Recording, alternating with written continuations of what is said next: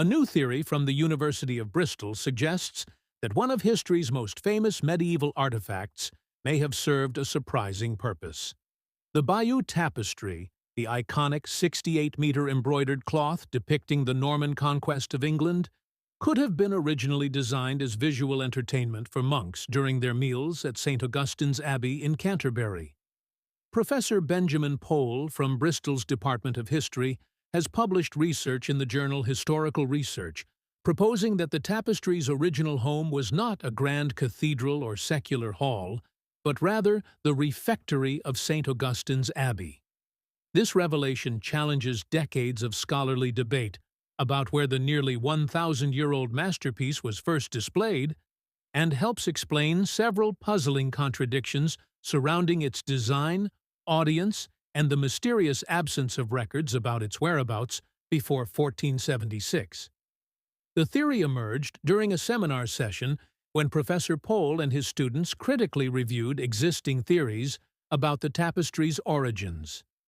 Students were invited to consider alternative possibilities that had not been explored before, examining various monastic rooms at St. Augustine's Abbey large enough to host the massive artifact, including the monks' dormitory, chapter house, and refectory.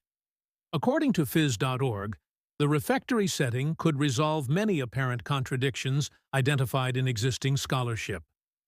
Was the Bayeux Tapestry intended for a religious or a secular audience? Did this audience have to be literate in order to engage fully with the artifact and its narrative? Professor Pole explained. The refectory theory suggests these conflicts can be resolved by embracing a monastic setting where both monks and high-status guests would have gathered. Most scholars now agree the tapestry was designed at St. Augustine's Abbey in the 1080s, during the tenure of its first post-conquest abbot, Scotland, a Norman who had previously been a monk at Mont Saint-Michel in Normandy. The Abbey's Norman refectory, built in the first quarter of the 12th century, would have offered over 70 meters of internal wall space, enough to hang the entire tapestry even with its now lost ending.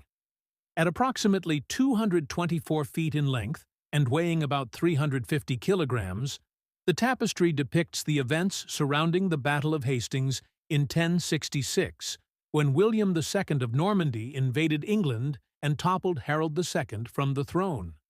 The refectory theory draws on a long European tradition of using illustrated narratives as wall decorations in monastic dining halls.